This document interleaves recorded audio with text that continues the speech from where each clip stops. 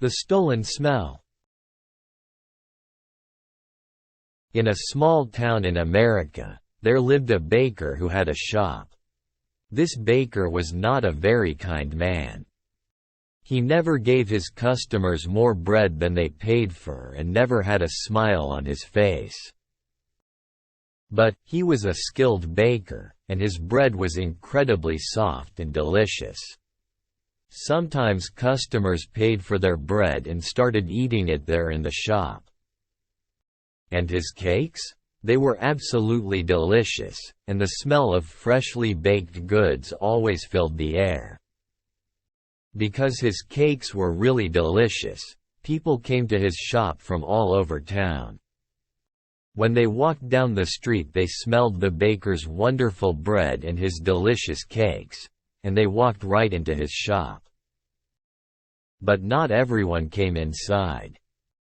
Some people just stood outside the shop, smelling, and looking in through the windows. The baker didn't like this. "Their stomachs are full of the smell of my bread," the baker said to himself. "I'm giving them a free lunch, and I get nothing for my hard work." He continued. Then he thought, "Perhaps there's some way to put that delicious smell in bottles. Then I can sell them, just like I sell my bread," he said with excitement. One winter morning, very early, the baker was in his shop, making bread. He wasn't singing happily while he worked. He was complaining to himself about getting up early, about the cold weather, and about anything that came into his head. In the middle of all this, he looked up and saw someone looking in through the window. It was a young man wearing an old coat. He was looking at the baker's bread and he was hungry. He was smelling the fresh bread and smiling. When the baker saw him, he felt very angry. "That thief outside my shop has a stomach full of the smell of my bread. It's a free breakfast. I get nothing for my hard work, while he steals my smells." The man didn't move, he just stood there, closed his eyes, and smelt the fresh bread happily. The baker was really angry now. He walked across the shop, opened the door and shouted at the man. "Pay me." "Pay you for what?" asked the young man in great surprise. "For the smells that you've stolen," replied the baker. "But I've stolen nothing. I'm only smelling the air. Air is free," said the hungry young man. "It's not free when it's full of the smells from my shop," replied the baker. "Pay me now, or I'll call the police." When the young man didn't pay, the baker took him by the coat and pulled him through the snow to the judge's house. He knocked on the door. After a long time, the judge opened the door in his night clothes. He looked at the baker and the hungry young man standing outside in the street. It was 6 o'clock in the morning. What could be so important so early in the day? "This man is a thief.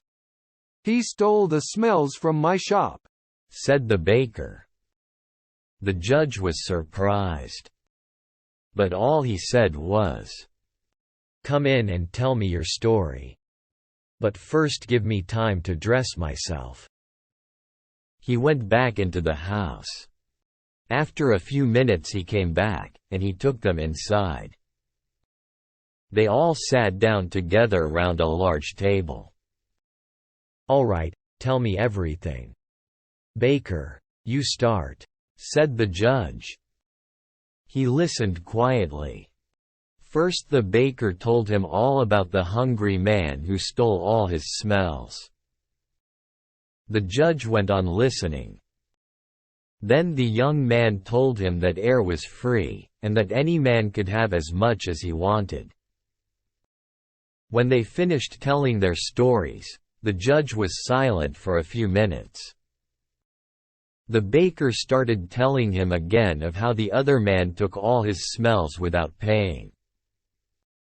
"Stop. Be quiet. I've decided what we'll do," said the judge. "Young man, do you have any money?" The young man put his hand in his pocket and took out a few coins. He showed them to the judge, and said, "Sir, this is all the money that I have in the world." "Give those coins to me," said the judge. The young man put them into the judge's hand. "I've listened carefully to both your stories," began the judge.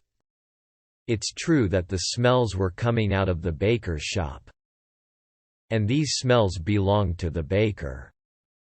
And it's also true that this young man took those smells without paying for them. And so I say that the young man has to pay the baker for the smells that he took."